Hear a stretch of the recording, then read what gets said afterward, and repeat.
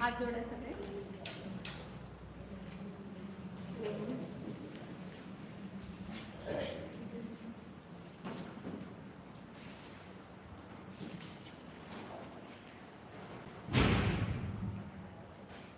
सिद्धं सुद्धं परमियं चिरन्तवर्णेमिचन्दमकलङ्कं गुणरयणभूषणोदयं जीवस्तवरुवणम्.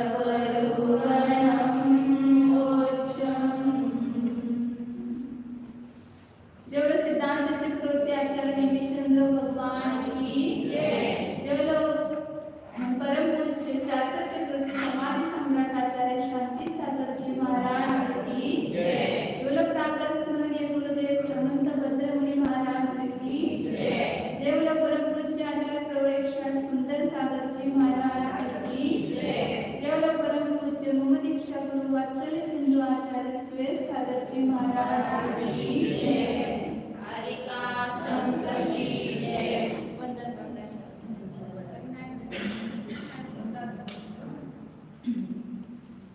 आपलं प्रकरण चालू होतं अधःकरणाचं. 7व्या गुणस्थानामध्ये 7विषय प्रमत्त जीव अधःकरणामध्ये प्रवेश करतो. त्याला तो 7विषय प्रमत्त आहे, जे तो श्रेणी चढण्याच्या सन्मुख झालेला आहे. त्या अगोदर चढण्याच्या अगोदर त्यांनी काय केलेलं आहे? आठलांमध्ये जे विसर्जना द्वितीयोपशम सम्यक किंवा क्षयिक सम्यक करून तो उपशम श्रेणी चढतो किंवा शपथ श्रेणी चढतो क्षयिक सम्यक.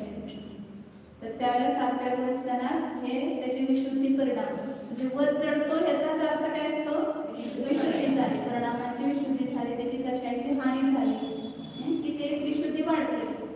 त्याचा नियम आहे, कशाची मंदता झाली तरच काय होते? विशुद्धी वाढते. संक्लेश परिणाम असतील, तीव्र कशी असतील आपले, तर त्याला परिणामाची विशुद्धी होत नाही. मग ही कशाची अत्यंत मंदता कशामुळे आलेली आहे? ध्यानामुळे. ध्यानामध्ये एवढी एकाग्रता त्यांची झालेली आहे. आता ते धर्मध्यानातून कुठे जाणार? शुक्ल ध्यानामध्ये. 8व्या गुणस्थानापासून शुक्ल ध्यान सांगितलेलं आहे आणि त्या 7व्या गुणस्थानाला कुठलं आहे? धर्मध्यानामध्ये आपल्या वितराग निर्विकल्प समाधीमध्ये स्थित आहे. अशी त्यांची अत्यंत उत्कृष्ट अवस्था आहे. त्यामुळे त्यांच्या परिणामाची विशुद्धी अनंतपट वाढत चाललेली आहे. तर परिणामाच्या विशुद्धीशिवाय कर्माचा नाश होत नाही. कुठल्याही कर्माचा घात करायचा असेल तर तिथं आपल्या परिणामाची विशुद्धी वाढलीच पाहिजे. सामान्य तुम्हाला लौकिकातलं सुद्धा कुठलं काम सिद्ध करायचं असेल तर ते कशा करून चालतात का? कुणाकडून तर एखाद्या मंत्र्याकडून किंवा कुठल्या मोठ्या ऑफिसरकडनं काम करून घ्यायचं, त्याला काय करतो आपण? अत्यंत नम्र, कशाय मंद, त्याने काय म्हणतात तर शांत बसणार, सगळं काम करून घ्यायसाठी करतो ना. मग लौकिक काम सुद्धा जर ते मला कशाने होत नाही, तिथं जर हे कर्म नाशांचं कार्य आहे ते आपल्याला कशाच्याद्वारे होऊ शकतं. असं काय आलं ना शत्रुचूडामणीमध्ये तुम्ही नसताच त्यामुळे माहित नाही ना. रक्तेन वस्त्रेन नाही हा ते त्याच्यामध्ये ह्याच्यामध्ये आलं ना. रक्त जे लाल आहे वस्त्र आणि त्याला पुन्हा आपण रक्ताला धुतलं तर ते स्वच्छ होतंय का? तसं कशाने कशाचा नाश होत नाही. तर आपण कशाच्या विरुद्ध अकशारूप परिणाम किंवा कशाची मंदता म्हणा त्या ठिकाणी, आणि नुसती कशाची मंदता नाही तर तिथे तत्वज्ञान करू. कशाची मंदता असेल तर ती परिणामाची विशुद्धी वाढून काय होतं? हे सगळं कार्य होतं. हे सगळे आदकरण करतो म्हणजे काय? तिथं मुनिराज त्यांना काय माहित नाही की आपण आदकरण करतो की आपण उपकरण करतो, हे काही माहित नसते. ते तर आपल्या आत्मध्यानामध्ये लीन असतात आणि आपोआप ऑटोमॅटिक हे सगळं काय नसते घडत असते कार्य. आता त्या आदकरण परिणामामध्ये आपण बघितलं की आदकरण हे नाव का ठेवलेलं आहे? ते आदकरण कशाला म्हणायचं? काय सांगते व्याख्या? सांगायचं कोण सांगते का नाही सांगायचं?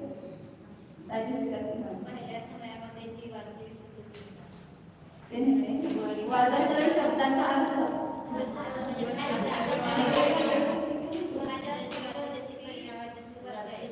त्याने आता एक तुमचं झाला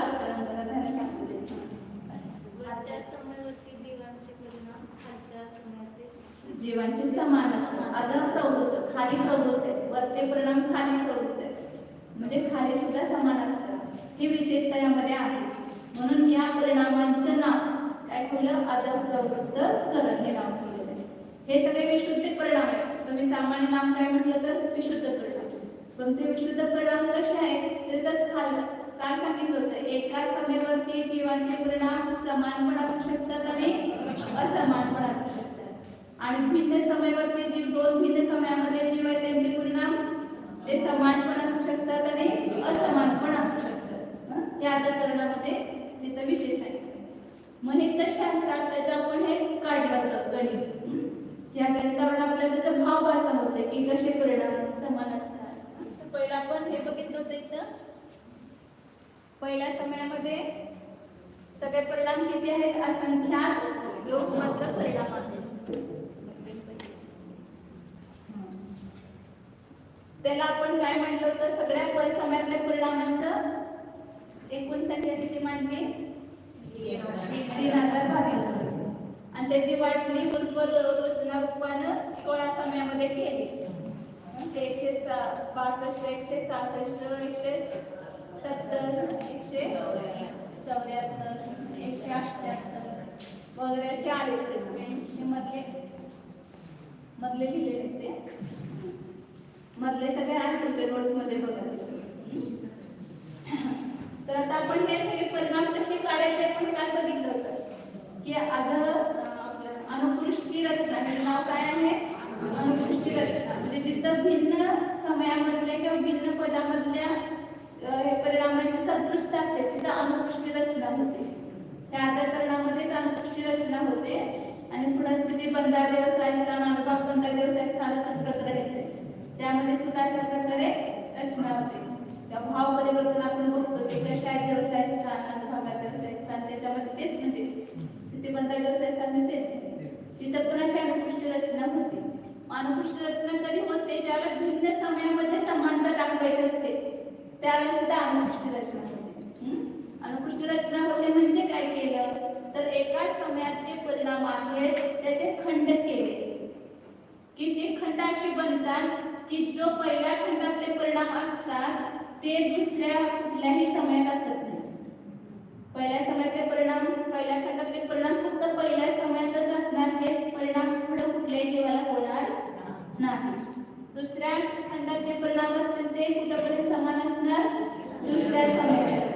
त्याचाच एक ग्रुप आहे जे दुसऱ्या समयापर्यंत जे समान असतील तेवढ्याच परिणामांच्या ग्रुपला तो दुसरा खंड म्हटलेला आहे.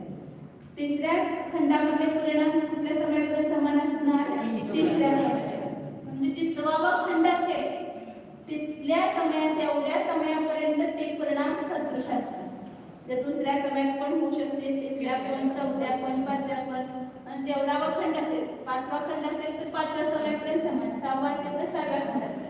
त्या अशा खंड किती आहेत वास्तविक गणितामध्ये? असंख्यात आहेत. म्हणून असंख्यात समयापर्यंत याची सदृशता असते. तर आपण हे काल बघितलं होतं. आता ह्या परिणामांची आणि हे संख्या आणि विशुद्धी असं दोन सांगतात. संख्या पण समान आणि विशुद्धी पण समान. हे 40 संख्या इथं आहे, इथं पण संख्या किती आहे? 40च आहे. आणि विशुद्धी पण समान लेवलची आहे. हे पण 40 ते 79 आहे तर ही पण 40 ते 79 आहे. त्यालाच म्हणतात संख्या आणि विशुद्धी हे दोन्ही जिथं समान असतात. आता हे जे विशुद्ध परिणाम आहेत याच्यामध्ये आता हे पुनरुक्त धरले आपण 40 40 पुन्हा धरले 166 मध्ये म्हणजे 40 162 मध्ये पण आहे 166 मध्ये पण आहे. 3072 जे परिणाम आहेत ते सगळे पुनरुक्त परिणाम धरून आहेत. पुनरुक्त म्हणजे काय? पुन्हा तेच सांगितलं. आता हे 40 इथं आलेच, मग परत इथं 40 आले, तिथं 41 आहेत, पुन्हा इथं 41, पुन्हा 41, तीनदा मोजले गेले ना 41. मग हे दोन डबल झाले पुनरुक्त. इथं पण 42 आहेत, तेच 42 इथं इथं इथं तेच आहेत परिणाम. त्यामुळे काय झालं याला म्हणतात पुनरुक्त परिणाम. तर यामध्ये अपुनरुक्त परिणाम कोणते आहेत म्हणजे किती होऊ शकतात तर ते काढायचं आपल्याला. तर आता तुमच्या नोट्स मध्ये सगळे समयातले परिणाम आहेत. इथं आपण वरचे 4 काढले आणि खालचे 5 काढलेले, मधले तिथं समजून घ्यायचे. आता इथं जे परिणाम आहे, आता इथं बघा तुम्ही 39, 40, 41, 42, 43, इथं 44, 45 सलग येणार, ते 54 पर्यंत येणार. हे परिणाम कसे आहेत? पुनरुक्त नाहीये, म्हणजे एकदाच आपण मोजत जायचं. तर ह्याच्या 2 रचना केल्या त्या परिणामांची, तर त्याला हे जे 39 वा खंड आणि तो शेवटचा 57, हे जे 57 आहेत हे सर्वतः विसदृश म्हणतात त्याला. कसे आहे? सर्वतः विसदृश म्हणजे कुठंच समान नाही. 39 परत कधी आलाच नाही आणि 57 पण शेवटी झाला, तो अगोदर कधी आलेला नाही. हे 2 खंडातले परिणाम कसे आहेत? विसदृशच आहेत. आणि आता 40 आहे, हा खालीच आहे, पण तो वर आहे का 40? हे 40 दुसऱ्या समयातला जो आहे तो खालच्या समयाशी समान आहे, पण तो वरती समान आहे का? नाही. 41 पण खाली आहे समान, पण तो वर आहे का? नाही. तर हे जे पहिल्या खंडातले परिणाम आहेत ते कसे आहेत? खालच्याशी समान आहेत, पण तो वरच्याशी समान नाही. म्हणून ह्या परिणामांची आपण एक केली पंक्ती.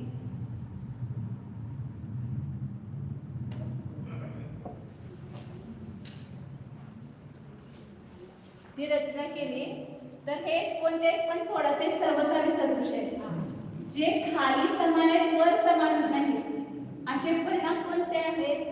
तर दुसऱ्या समयातल्या पहिल्या खंडापासून ते द्विचरण, ह्याचं नाव काय? हे चरण, आणि हे काय आहे? द्विचरण. आता हे सांगायचं राहिलं तुम्हाला, हे वरती कसं काढले, तर जसं आपण पहिले 4 समयातले काढले ना, असेच हे पण काढले जायचे वरचे पण. म्हणजे चरण समयातले परिणाम आपण पहिला काढले होते ना, 222 कसे काढले, 222 परिणाम कसे आणले होते सूत्राच्या माध्यमातून. पहिल्या समयातल्या परिणामामध्ये एक कमी पद मात्र चे, एक कमी पदार्थाने कमी केला, चयाला गुणलं आणि एवढं मिसळलं, तर त्याला 222. आता 222 चे पण आता खंड करायचे असेल तर कसे करायचे? अनुवृष्टी चय, त्याचं चय घन काढलं, किती आलं चय घन? त्याचं काना काढलं होतं पण 6 आलं होतं. अनुवृष्टी चय 1 काढला होता आपण, आणि त्याचं चय घन किती आलं? 6. मग ते 222 मधून 6 वजा केले 218. 216. आणि त्याला अनुवृष्टी गच्छानं भागायचं. अनुवृष्टी पदार्थ 4 खंड करायचे ना, म्हणजे 4 आहे अनुवृष्टी गच्छ, 4 न भागलं तर 4 पंचे 20, 4 चौक 16, हे 54 आले की नाही. आणि त्यामध्ये एक एक मिसळत जायचं. आणि शेवटचे खंड कसे काढायचे? शेवटच्या खंडातले परिणाम, आता जसं इथून आपण शेवटचं काढलं तसं आता ह्या 54 वरनं शेवटचं काढायचं. नाही, हे पहिल्या खंडातले परिणाम. पहिल्या खंडातल्या परिणामामध्ये एक कमी अनुपृष्टी गच्छ मात्र चे मिसळायचे. म्हणजे प्रथम खंड कधी पण कुठं पण पहिल्या कसं शेवटचं काढायचं असेल तर ते सूत्र आहे, अंतधन काढण्याचं सूत्र. हे पण अंतधनच आहे ना, 42 अंतधनच आहे ना. मग पहिल्या इथं हा पहिला खंड हे आदिधन म्हणायचं, म्हणजे मुख म्हणायचं, ते मुख म्हणायचं. कमी संख्या असेल त्याला मुख म्हणायचं, जास्त संख्या असेल त्याला भूमी म्हणायचं. असं नेहमी लक्षात ठेवायचं, कारण तर त्याला सारखं जमलिंग होते. मुख कोणतं आणि भूमी कोणतं लक्षात असं ठेवायचं. मोठी संख्या असेल ती भूमी, छोटी संख्या असेल ते मुख. तर इथं हा पहिला खंड आहे, किंवा कुठल्या पण समयातले घ्या, शेवटचं काढत होतो आपण, त्याच्यामध्ये एक कमी पद मात्र चे मिळवायचे. तर वजा आधी वजा नाही आधी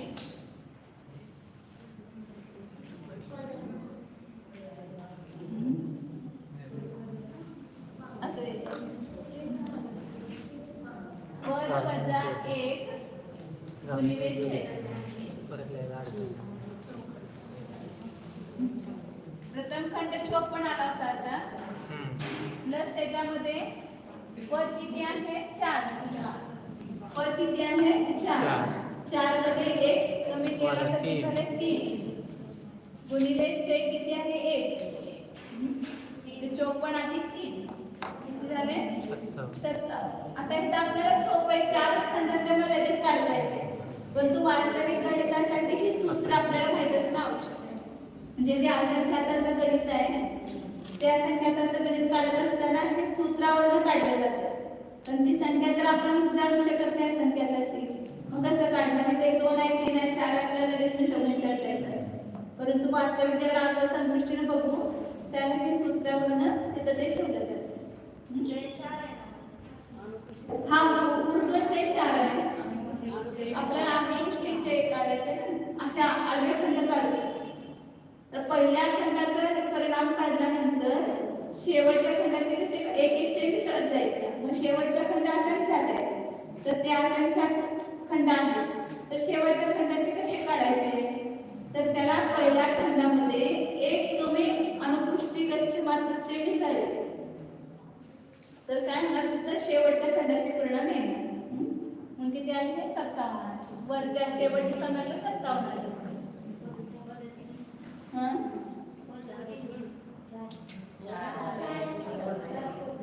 अनुपृष्ठीगच्छ 4 ऊर्ध्वगच्छ 16 अनुपृष्ठीगच्छ 4 ऊर्ध्वचे किती आहे 4 अनुपृष्ठीचे किती आहे 1 असं.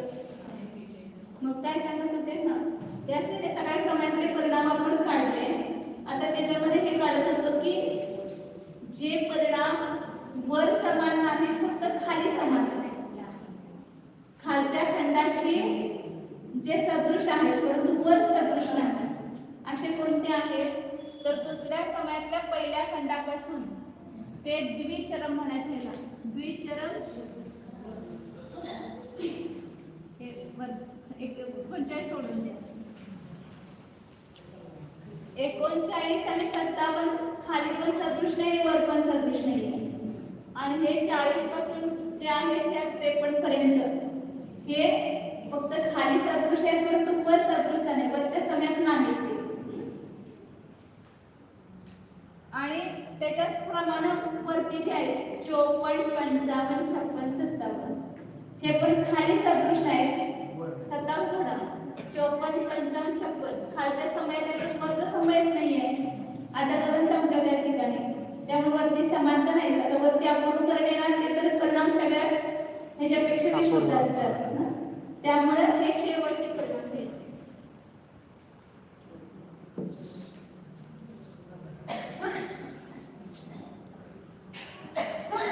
आता मी जी पट्टीमध्ये काढले ना ती कोणती रचना झाली त्याला म्हणतात अंकुश रचना. हत्तीला अंकुश टोचतात की नाही असं त्याच्या हातात असा दांडा असतो आणि तो अंकुश असं त्या हत्तीला टोचतात. तर हे वर दांडा झाला हा आणि हा खालचा काय झाला हा अंकुश. तर ही याला म्हणतात अंकुश रचना. म्हणजे जे परिणाम खालच्या समयामध्ये समान आहे परंतु वरच्या समयामध्ये समान नाही अशा परिणामांची जी पंक्ती त्याची रचना कशी झाली? अंकुशच्या आकाराची झाली. म्हणून काय म्हणतात अंकुश रचना. आणि दुसरी आता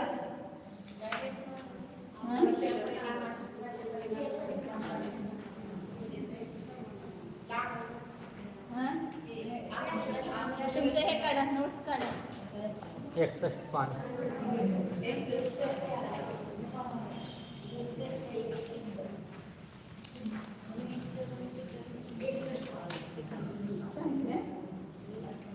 हे बघा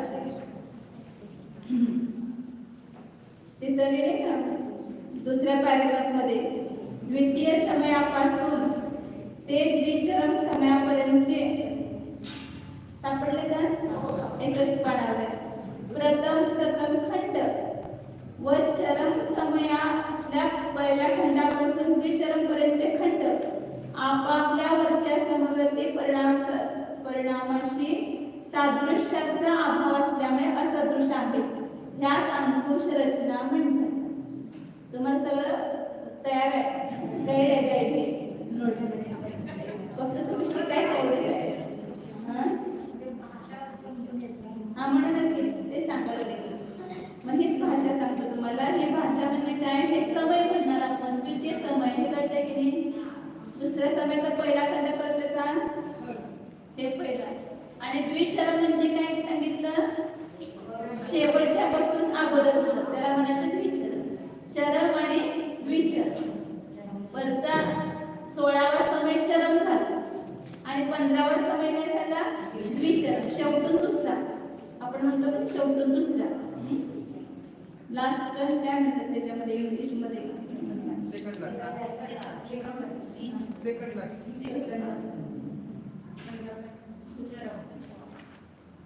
चरम म्हणजे शेवटचा, द्विचरण म्हणजे शेवटून दुसरा. शेवटून दुसरा म्हणा द्विचरण म्हणजे. तर त्या द्विचरण म्हणजे त्या खंडापर्यंतचे जे पहिले खंड हे कसे आहेत, खालच्या वरच्या समयातल्या परिणामाशी ते सदृश आहे, म्हणजे वर ते नाहीत करत. आणि कोणते, चरम समयातल्या पहिल्या खंडापासून द्विचरण खंडापर्यंतचे. आता खंड म्हणायचं, द्विचरण खंड. चरम समयातला पहिला खंड 54, दुसरा 55, तिसरा 56 आणि चौथा 57. आता 57 काय झाला, चरम. आणि त्याच्या अगोदरचा खंड त्याला काय म्हणायचं, द्विचरण. म्हणून काय भाषेसाठी, दुसऱ्या समयापासून द्विचरण समयापर्यंतचे पहिले खंड आणि शेवटच्या समयातले पहिल्या खंडापासून द्विचरण खंडापर्यंतचे जे परिणाम आहेत ते कसे आहेत, वरच्या परिणामाशी सदृश नाहीत. म्हणून त्यांचे ते सगळ्याला सदृश परिणाम आहेत, वर नाही येते, वर कुणाला वर नाही. म्हणून त्याला काय म्हटलं, असदृश. तर त्यांची रचना झाली, त्याला काय म्हटलं, अंकुश रचना. आणि आता इकडं खाली समान आहेत, वर समान आहे. इथं काय झालं, हे परिणाम खाली समान आहे, खालच्या समयाशी समान आहे, परंतु वरच्या समयामध्ये नाही, असे केले परिणाम. आता असे परिणाम की जे खाली नाहीये, खालच्या समयात नाही, वरच्या समयाशी सदृश आहे, असे कोणी ना हे शेवटचे परिणाम. हे 43 पासून हा 43 जो आहे तो वर आहे, खाली आहे का, 44 वर आहे, खाली आहे का. हे सगळे नवीनच आहेत ना परिणाम, शेवटच्या समयात. ते अगोदर नाहीतच, खालच्या समयापेक्षा अपूर्व आहेत ना ते. म्हणून ही दुसऱ्या समयातला अंतिम खंड. आता पहिल्या समयातलं कोणते घ्यायचे, हे 40, 41, 42 हे पण खाली आहेत का. आता कर्णाच्या बद्दल खाली काय नाहीच आहे, त्यामुळे हे खाली नाहीच. मग हे सुद्धा कसे आहेत परिणाम, खालच्याशी सदृश नाही, परंतु वरच्याशी सदृश आहेत. म्हणजे जे वरती सदृश आहे परंतु खालच्याशी असदृश आहे. इथं काय होतं, खालच्याशी सदृश आहे परंतु वरच्याशी असदृश आहे. आता जे परिणाम खाली असदृश आहेत आणि वरती सदृश आहेत, तर अशा परिणामांची आपण पंक्ती केली तर कोणते ना परिणाम, पहिल्या समयातल्या दुसऱ्या खंडापासून शेवटचा खंड.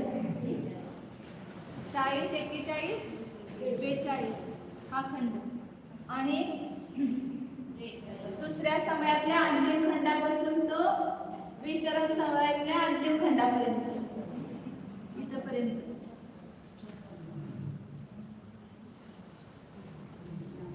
39 आणि 57 आपण वेगळंच काढले, ते कुणाशी सदृश नाही. आणि हे फक्त वरच्याशी सदृश नाहीत आणि हे खालच्याशी सदृश नाही. तर हे खालच्याशी सदृश नाहीत अशा परिणामांची जी पंक्ती केली त्याचं नाव काय ठेवलं, लांबल रचना. नांगर असते ना, शेतात नांगरत असते, तर ते कसं असते, वर दांडा असते आणि खाली त्याला असंही असते माती वगैरेचं. तर हे खालचा हा भाग झाला आणि हा वरचा दांडा झाला. ह्याला याचं नाव काय आहे, लांगल. लांगल. आणि याचं नाव काय सांगितलं, अंकुश. नोट्स मध्ये वेगळं काढलेलं आहे, असं आडवं काढलेलं आहे, ते उभं समजायचं नाही, उभंच काढलेलं आहे. ही अंकुश रचना, हे अंकुश रचना आणि ही लांबक रचना. तर अशा प्रकारे हे परिणाम काय झाले विसदृश. आता या विसदृश परिणामांची आपण बेरीज केली म्हणजे एकदाच घ्यायचे दुसऱ्यांदा घ्यायचं नाही तर किती होतात अपुनरुक्त परिणाम किती होतात. तर हे 39 पासून घ्या ते 57 पर्यंत एक एक न वाढत गेले ना. 39 40 41 42 43 त्याच्यामध्ये सगळे आहेत 44 45 46 47 48 49 51 52 53 54 55 56 57 परत आले का ह्याच्यामध्ये एकदा झालं सगळे 39 पासून हेच परिणाम आहेत खाली सगळे मग ते पुनरुक्त आहे सगळे. मग 39 पासून 57 पर्यंतची बेरीज केली तर जे परिणाम असतील तेवढे अपुनरुक्त परिणाम म्हणजे परत परत घेतलेले आणि बाकी सगळे जे राहिले ते काय होणार पुनरुक्त परिणाम म्हणजे ते पुन्हा पुन्हा आलेले आहे त्याला पुनरुक्त म्हणायचं. आता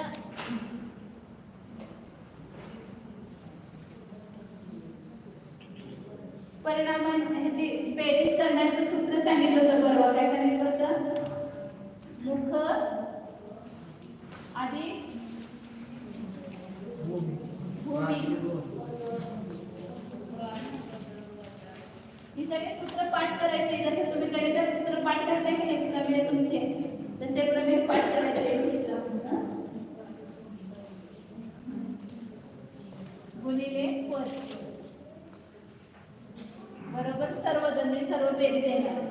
कुठली पण तुम्हाला अशी कुठं पण लौकिक गणितामध्ये सुद्धा करायचे असेल समान संख्येवाले समान संख्येने वाढ होणार तर त्याला हे सूत्र वापरलं तर चालते. 1 ची वाढ असू दे 2 ची असू दे 3 ची असू दे 4 ची असू दे समान वाढीने वाढणाऱ्या संख्या असतील तर त्याची बेरीज आपण या सूत्राने करू शकतो. मग इथे काय सांगितलं मुख अधिक भूमी. मुख किती आहे 39 भूमी किती आहे 57 त्याचा अर्थ करायचा आणि पद किती आहे आता नाही ती 39 पण घेतलेले पुन्हा अपुनरुक्त परिणाम काढायचे आपल्याला. हे 39 आणि 57 आपण वेगळे का ठेवले हे खाली पण सदृश नाही वर पण सदृश नाही म्हणजे पूर्णपणे सदृश परिणाम आहे म्हणजे वेगळे ठेवले. आणि जे खाली सदृश नाही वर खाली सदृश आहे वर नाही ते दुसरी अंकुश रचना केली आणि लांबक रचना केली. आता हे एकूण अपुनरुक्त परिणाम किती होतात आता 39 पासून 57 पर्यंत किती होणार 19 परिणाम होणार वर 19 येणार. तर 9 आणि 7 परिणामापैकी 57 आपल्याला एकूण परिणाम काढायचे आहेत ना. अदरकरणामध्ये होणारे अपुनरुक्त परिणामांची किती संख्या आहे म्हणून ती काढायची आपल्याला. 9 आणि 7 16 चा 1 5 आणि 3 8 आणि 1 9 बरोबर अर्थ चुकलं तर सांगा माझं. 2 चा भाग दिला त्याला 48 8 16 48 गुणिले 19 19 8 62 असे 52 असे काय 62 52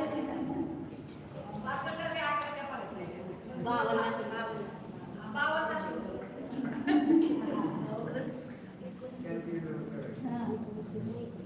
एकोणीस 68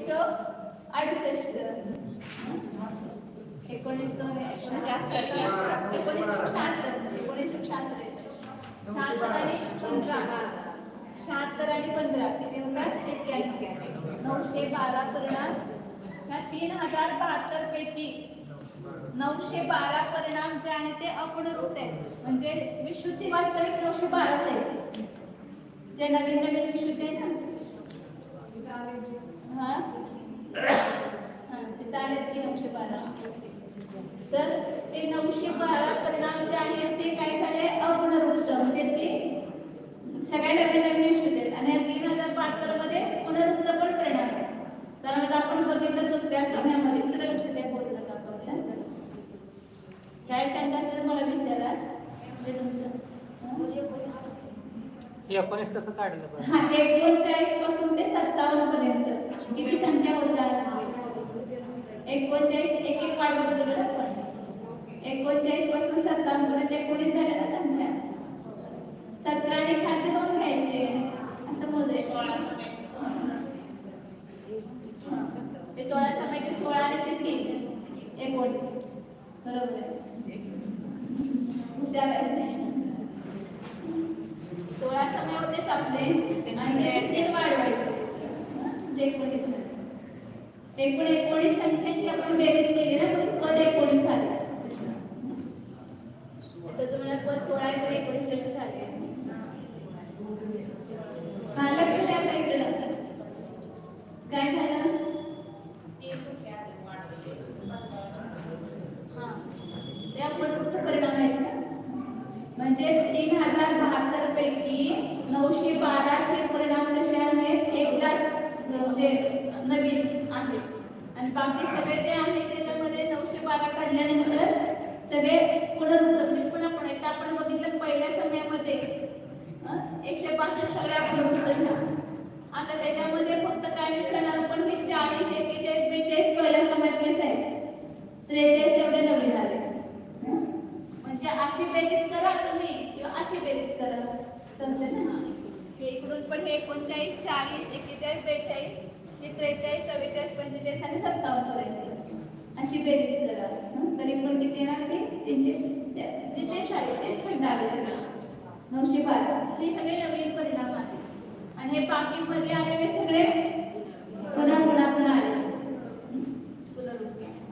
पुनरुत्तर काय आलं? पुन्हा पुन्हा सांगितलं. आता इथं ह्याचं आदरकरणाचे जे परिणाम आहेत ह्याचे विशुद्धीचं अल्पबहुत्व म्हणजे कुठला किती विशुद्ध परिणाम आहे. तर याच्यामध्ये जे जगणे खंड आहेत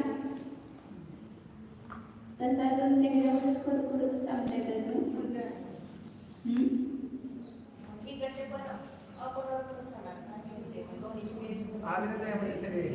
इकडून इकडे बेरीज करायला तर इकडून इकडे करा. अजून एकच दोन्हीची कशाला करायची? एकीकडले केली तर झालीच ना. हे 39 काय संख्या आहे ना? 39 पासून 57 पर्यंत तेच आहे संख्या. मी तर 39 पासून 57 पुनरुत्तर 3072 मग 912 वजा करा. त्याला इकडून तुम्ही घेतलं तर एक पुनरुत्तरच येणार ना आणि इकडून घेतलं तर ते पुनरुत्तर येणार सगळे. 2 मधून 2 गेले 0, 7 मधून 1 गेले 6, 10 तून 9 गेले 1, 2160 परिणाम. बरोबर आहे ना? 2160 परिणाम ते सगळे हे जे आहेत ना हे 40 41 हे 3 खंड पहिले जे आहेत ना सगळे पुनरुत्तर आहेत. हे 39 असा होते तिथपर्यंत घ्या शेवटपर्यंत. हे पुनरुत्तर आणि बाकी सगळे पुन्हा इथला 40 इथं आला, इथला 41 इथं आला, इथला 42 इथं आला, पुन्हा ते 43 इथलेच इथं आले. त्यामुळे पहिल्या समयातले सगळे खंड आणि दुसऱ्या समयातल्या दुसऱ्या शेवटच्या खंडापासून शेवटच्या समयापर्यंत शेवटचे खंड हे सगळे पुनरुत्तर आहेत. तिकडून असं बघितलं का 39 40 41 42 मग तिकडून 43 44 आणि नवीन परिणाम आहेत ना त्यांना म्हणायचं अपुनरुत्तर परिणाम. आता ह्याच्यामध्ये मुख्य आपल्याला काय बघितलं की वरच्या समयावरती जीवांचे परिणाम खालच्या समयाशी सदृश आहेत म्हणून याला आदरपूर्वक म्हणतात. तर आता हे एक एक खंड जे आहेत हे असंख्यात लोक प्रमाण आहेत परिणाम आपण 39 मांडलेले आहेत. मग हे असंख्यात लोक प्रमाण परिणाम कसे आले तर असंख्यात वेळेला ह्याच्यामध्ये काय झालेलं आहे षटस्थान वृद्धी म्हणजे एका परिणामापासून दुसरा परिणाम तो अनंत भागाला अधिक विशुद्ध दुसऱ्यापेक्षा तिसरा तिसऱ्यापेक्षा चौथा असं करत करत ते एक षटस्थान. आता ते षटस्थान वृद्धीचा भाव असं तुम्हाला आता होणार नाही. आपण ज्ञान मार्गणीमध्ये त्याचं पूर्ण डिटेल गणित येते त्याला त्याचं चांगलं भाव असं ते सगळं इथं पण लावायचं षटस्थान वृद्धी. म्हणजे हे परिणाम जे आहेत 39 आपल्याला थोडेसे दिसतात ते आहेत असंख्यात लोक आणि याच्यामध्ये षटस्थान वृद्धी पण किती आहेत असंख्यात लोक मात्र वेळेला झालेले आहेत. म्हणजे ह्याच्यामध्ये आता इथं लिहिते तुम्ही घ्या म्हणजे लक्षात 6 वृद्धी आहेत. अनंत भागवृद्धी.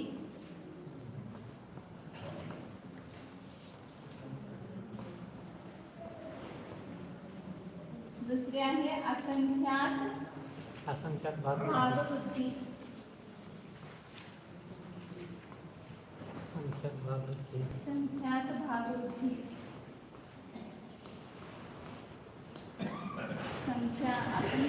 संख्यात गुणवृद्धी.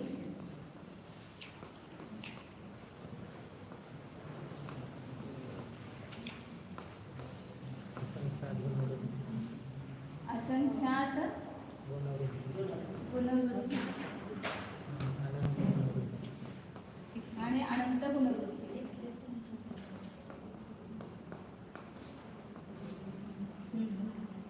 तर ह्या 6 वृत्ती म्हणजे वाढ जी होते एकाच परिणामापासून दुसऱ्या परिणामामध्ये विशुद्धीची वाढ ती कितीने वाढली वाढ ती अशी मोजली जाते.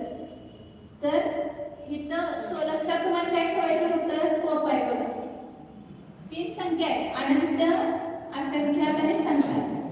पहिल्यांदा त्या ओळीनच घ्यायचं अनंताकडनं जायचं अनंत असंख्यात संख्यात. तिन्हीला भागवृत्ती लावायची आणि पुन्हा उलट जायचं आता संख्यात असंख्यात अनंत. त्याला काय लावायचं गुण लावायचं. पहिले 3 गुण भागवृत्ती अनंत भागवृत्ती असंख्यात भागवृत्ती संख्यात भागवृत्ती. नंतर असंख्यात गुणवृत्ती असंख्यात गुणवृत्ती आणि अनंत गुणवृत्ती. उलट जायचं.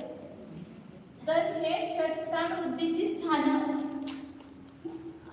आपण नेहमी असं प्रवचनात ऐकतो की षटस्थान वृद्धी हानी होत असते कशामध्ये गुणामध्ये. त्याच्या अल्पावृत्तीचे कमी जास्त होतात. जसं आता बुद्गलाचं गुण आहे त्याच्यामध्ये स्पर्श गुण आहे. त्या स्पर्श गुणामध्ये स्निग्ध वृक्ष गुण आहे. तर कशामध्ये कमी कशामध्ये जास्त असतं कमी स्निग्धता. जसं पाणी आहे त्याच्यामध्ये स्निग्धता कमी. आपल्याला जास्त स्निग्धता पाहिजे असेल काय म्हणतो दूध घालतो त्यातून चांगलं त्याच्यामध्ये स्निग्धता येते. मग ते दुधामध्ये पण गाईचं दूध कमी स्निग्ध त्याच्यापेक्षा म्हशीचं दूध जास्त स्निग्ध आणि त्याच्यापेक्षा उंटणीचं सांगतात दूध जास्त स्निग्ध असतं. त्यापेक्षा तूप जास्त स्निग्ध. मग त्याच्यामध्ये स्निग्धताचे गुण वाढत गेले की नाही तर ते असेच अविभाप्रतीचे त्याच्यामध्ये ते वाढत गेले. तसं इथं जीवाच्या परिणामामध्ये लावायचं. जीवाच्या परिणामाची जी विशुद्धी असते ती किती पटीने वाढत असते त्याच्यापेक्षा हे 6 वृत्ती सांगितले. मग हे जे असंख्यात लोक प्रमाण परिणाम आहेत त्याच्यामध्ये हा 6 वृत्तीने आलेले परिणाम आहेत. ह्याच्यामध्ये आता तिथं भाग वृत्ती म्हणजे काय असते की त्या संख्येने त्याला भागायचं आणि जे उत्तर आलं तेवढं वाढवायचं. जसं उदाहरणार्थ तसं हे सगळं कधी तुम्हाला येणार आहे पुढं जरा तरी थोडंसं सांगण्यासाठी म्हणून सांगायला लागलंय. 100 आहे त्याला 10 ने भागला आपण किती आले 10. मग 100 मध्ये 10 वाढवले तर 10वा भाग पडला ना 10वा भाग पडला म्हणजे 110 झाले. तसे इथं अनंतानं भाग द्यायचा. हे सगळे अविभाप्रतीचे अनंतच असतात. अनंतानं भाग द्यायचं जेवढं उत्तर आलं तेवढ्यामध्ये मिसळायचं पहिल्या भेदामध्ये तर तो दुसरा भेद आहे त्याला म्हणायचं अनंत भागवृत्ती झाली. असे अनंत भागवृत्तीचे परिणाम असतात. त्याच्यानंतर मग एकदा असंख्यात भागवृत्ती होत असते. अनंत भागवृत्ती छोटी असते आणि असंख्यात भागवृत्ती त्याच्यापेक्षा मोठी. त्याच्यापेक्षा मोठी संख्यात भागवृत्ती. कारण जेवढ्या छोट्या संख्येला आपण भागत जातो तसं उत्तर मोठं मोठं यायचं. आता 10 न भागलं किती आलं 10. आता ह्याला तुम्ही 5 न भागा किती येणार 20 येणार. मग ही मोठी झाली ना वृत्ती भाग कमी झाला. असंख्यातानं भागलं की कमी संख्यातानं भागलं की त्याच्यापेक्षा जास्त येणार. आता दोन्ही भागलं तर किती येणार 50 येणार.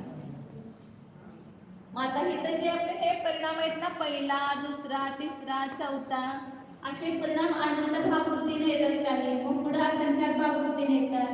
मग पुन्हा मध्ये अनंत भागवृत्ती असते मग पुन्हा असंख्यात भागवृत्ती असते. असे ते सगळे त्याची सिरियल आहे कोणत्या नंतर कोणती वृत्ती आहे वगैरे ना. तर त्यातला कुठला पण परिणाम ह्या जीवाला होतो आणि सगळ्यात शेवटचा परिणाम जो येतो एक षटस्थान वृत्तीमध्ये शेवटचा असतो तो अनंत पुनर्वृत्तीचा परिणाम असतो.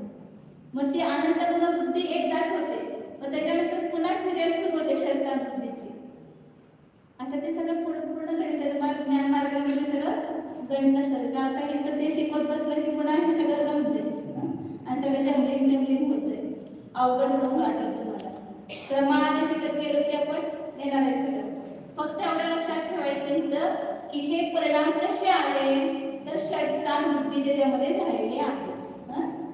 मग त्याच्यामध्ये 1 ते 39 पर्यंतचे परिणाम त्याच्यामध्ये असंख्य षटस्थान वृत्ती झालेले आहेत. एक षटस्थान वृत्ती व्हायला पण खूप मोठे परिणाम जावे लागतात. असंख्यात सूच्यंकुलाचा असंख्याताव्या भागाचा 5 वेळा गुणाकार करायचा एखादी सूच्यंकुलाच्या असंख्यातल्या भागाचा. त्याला ते तेवढे जे परिणाम असतात ते एक षटस्थान वृत्तीमध्ये येतात. हे सगळं आपण आता तिथे शिकूया इथं फक्त एवढं लक्षात ठेवा की षटस्थान वृत्तीने हे आलेले परिणाम.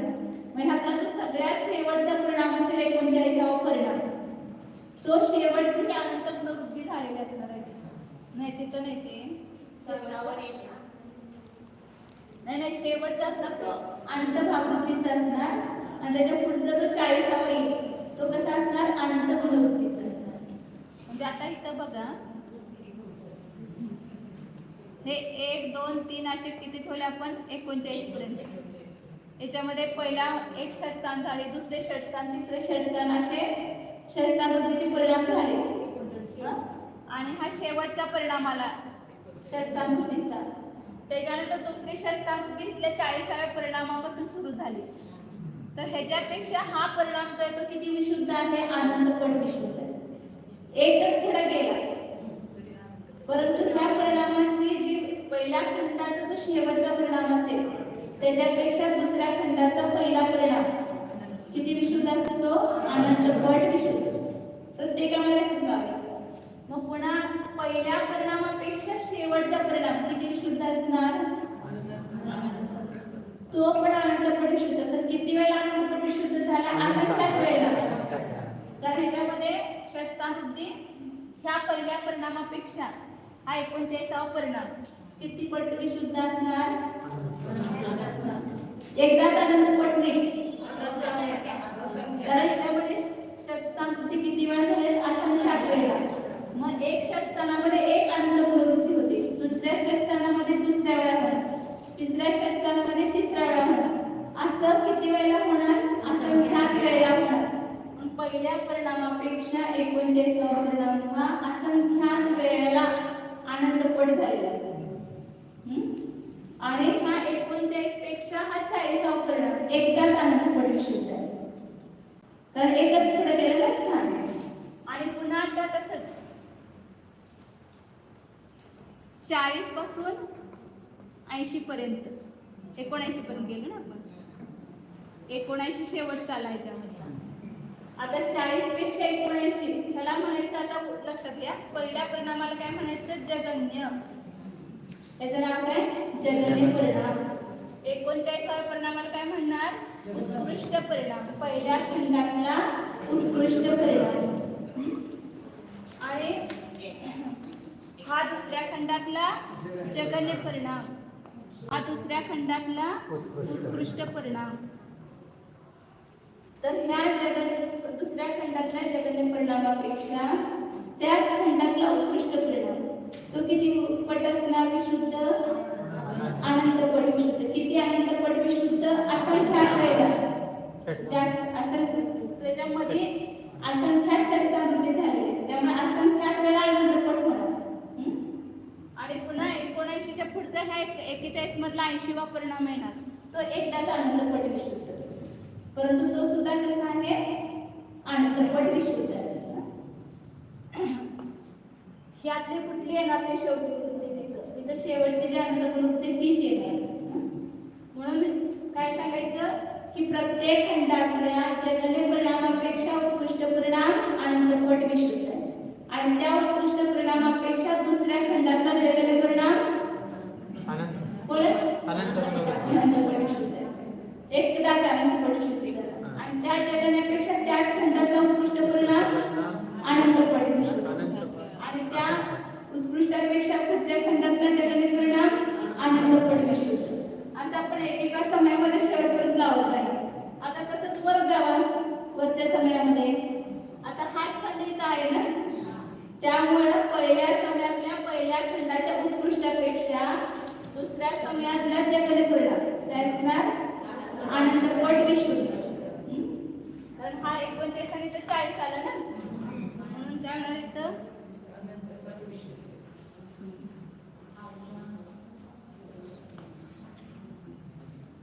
आता ह्याच्यामध्ये पण प्रत्येकामध्ये पहिला असणार तो जगन्य, 39वा असणार तो उत्कृष्ट, इथं 40वा जगन्य, 79वा उत्कृष्ट, ह्याच्यामध्ये 80वा जगन्य आणि 120वा उत्कृष्ट, 121वा जगन्य, 162वा उत्कृष्ट.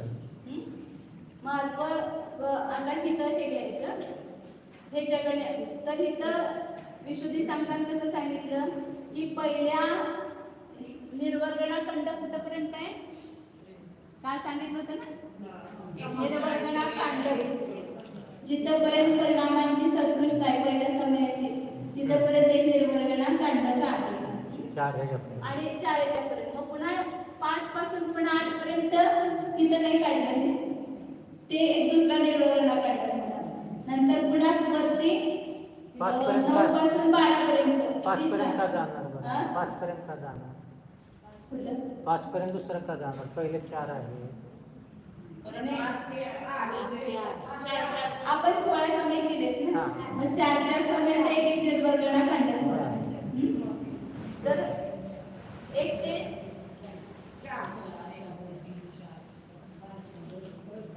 1 2 3 आणि 4 त्या 4 समयाचा एक निर्वर्गणा काढला.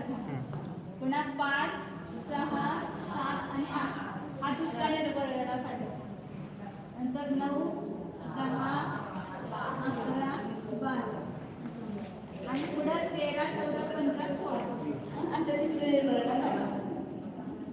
आता इथं त्यांची जी भाषा समजण्यासाठी तुम्ही जर वाचलं तर समजणार नाही. मी जर सोप्या भाषेत सांगितलं परंतु तिथली भाषा तुम्हाला लक्षात येणार नाही, म्हणून त्या भाषेत सांगायला लागतं की पहिला निर्वर्गणा कांड म्हणायचं त्याच्या पहिल्या समयातला जगन परिणाम त्याच्यापेक्षा दुसऱ्या समयातला जगन परिणाम किती आहे आनंदपट विश्व.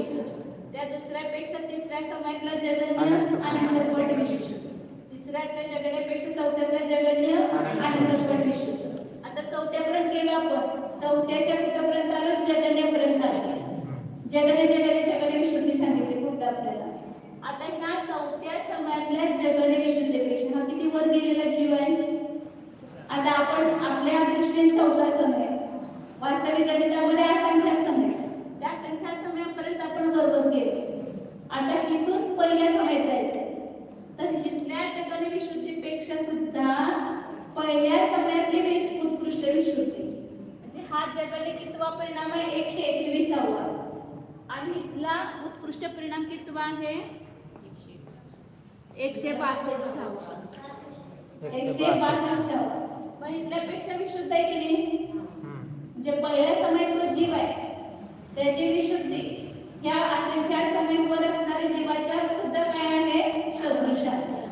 सदृश विशुद्धी त्याची पहिल्या समयात निर्वर्गणा केला शब्द त्या वापरला आचार्याने.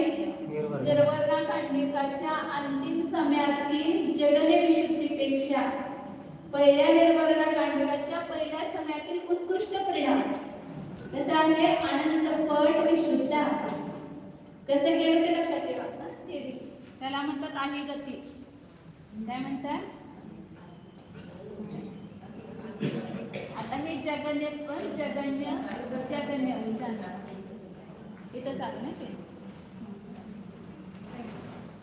दुसऱ्या पहिल्या समयातल्या जगण्यापेक्षा दुसऱ्या समयातलं जगन्य, दुसऱ्यापेक्षा पहिल्या समयात तिसऱ्या समयातलं जगन्य, तिसऱ्यापेक्षा 4थ्या समयातलं जगन्य. आता या जगण्यापेक्षा कुठं जायचं पहिल्या समयातलं उत्कृष्ट हे आनंदपट विशुद्ध. तिथं काय दाखवायचं आधाकरणामध्ये वरच्या समयातल्या जीवाचे परिणाम सुद्धा खालच्या समयापेक्षा कमी विशुद्ध आहेत ते आणि पहिल्या समयामध्ये जास्त विशुद्ध आहेत. आता ह्याच्यापेक्षा त्या पहिल्या समयातल्या अंतिम समयापेक्षा अंतिम उत्कृष्ट विशुद्धीपेक्षा दुसरा निर्वहरणखंड घ्यायचा. दुसरा निर्वहरणखंड कुठून सुरू होणार? इथून सुरू होणार. आता इथं काढलेलं नाही त्यामुळे थोडंसं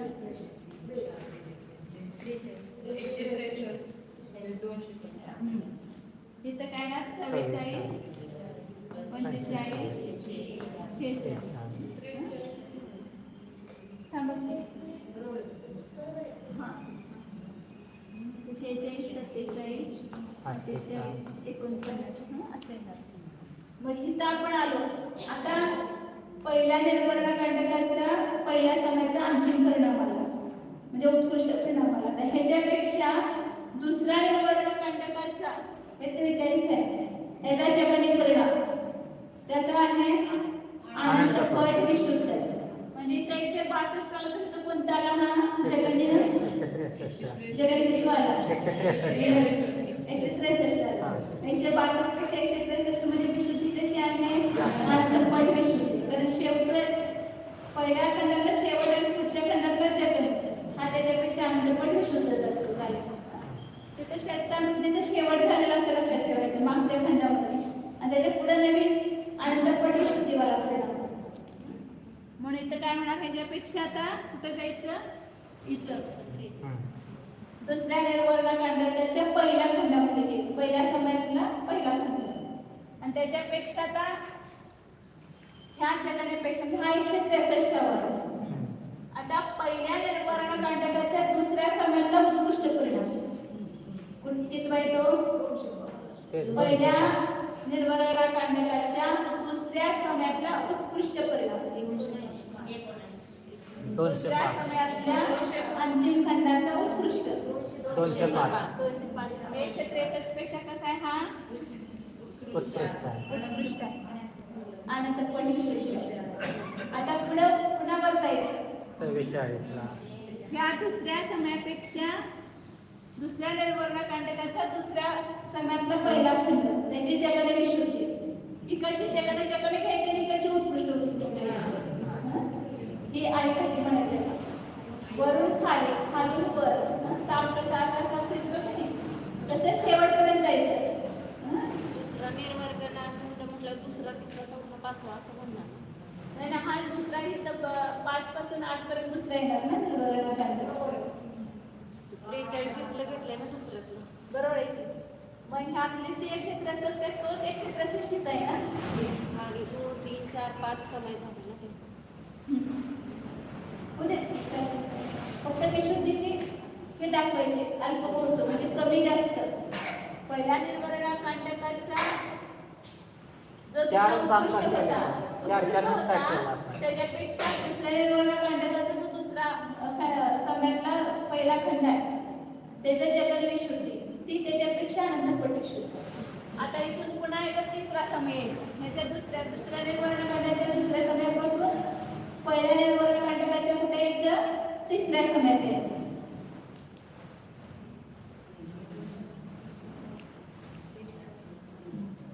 हे 44 पेक्षा इथं हे 45 हे उत्कृष्ट जे आहे.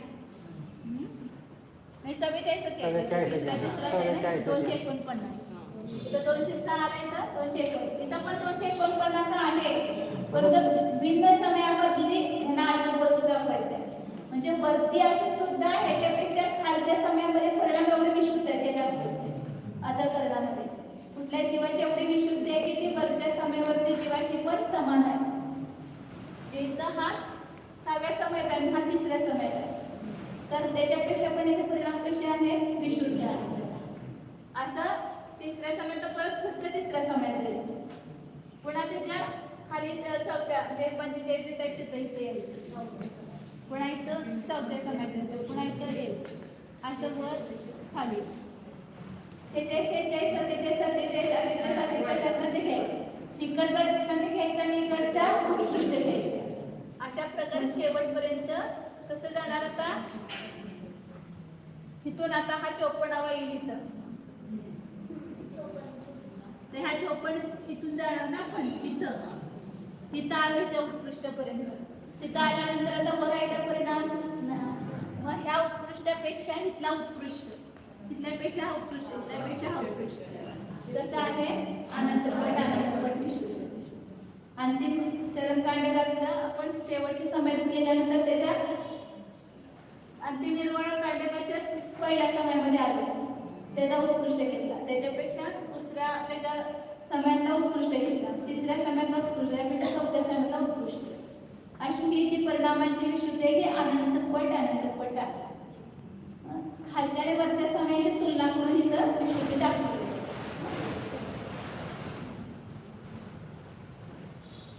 आता तुम्हाला अनेकदा चेतन भैयाचं निवेदन घेतो त्यावर अनेकदा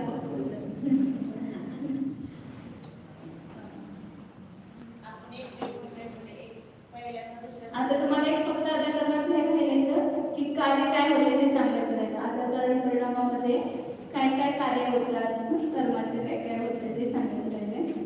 हे परिणामाच्या विशुद्धीचे सांगता येतं.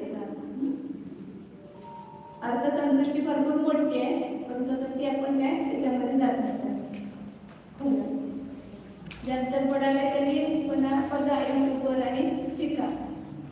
त्यांच्या चेहरा हे लागायचं 2-3 दिवस बुडले का. कर्णायोग असं असतं 1 मिनिट जर तुम्ही बुडला तरी कळत नाही.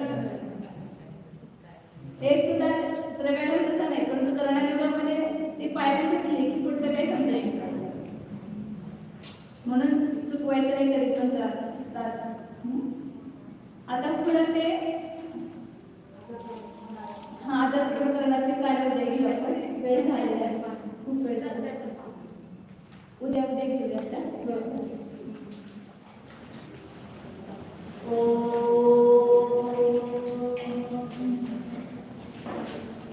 जाना हमें शुद्ध चैतन्यमय जीवचं. आपला उपयोग लवकर एकाग्र करा. 1 मिनिट आपल्याकडे आहे. जाना मी जाणतच आहे. पूर्वी जाणतच होतो, पुढे जाणतच असणार आहे. ते आपल्या जाणणाऱ्याला जाणाऱ्याला जाणाऱ्याच आपल्याला वेळ नाही. समय द्या. समयाला आपण समय दिला तर आपल्याला सम्यक दर्शनाची प्राप्ती होईल. आपला निज आत्मा समय आहे आणि त्यालाच आपण समय देत नाही जाणण्यासाठी, तर कसे आपल्याला पर्यायामध्ये सम्यक दर्शन प्रगट होणार. तर आता जाणा आहे मी, अस्तित्व आहे माझे. हे माझे अस्तित्व अनादी काळापासून आहे, अनंत काळापर्यंत असणार आहे. आणि हे अस्तित्व सदा चैतन्य स्वरूपच आहे, विज्ञान घन स्वरूपच आहे. त्या रूपाने स्वतःला पहा. अनंत शरीरे धारण केली, परंतु मी शरीररूप कधीही झालो नाहीच. मी चैतन्य स्वरूपच राहिलो.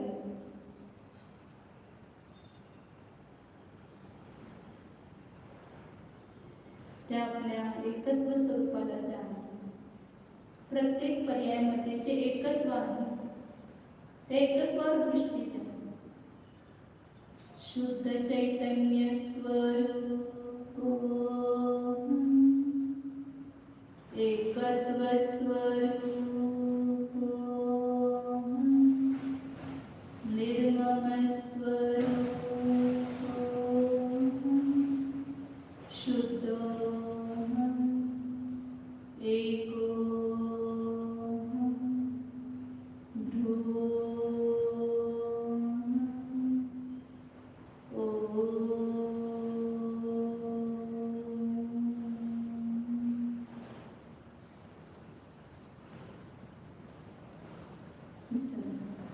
नमो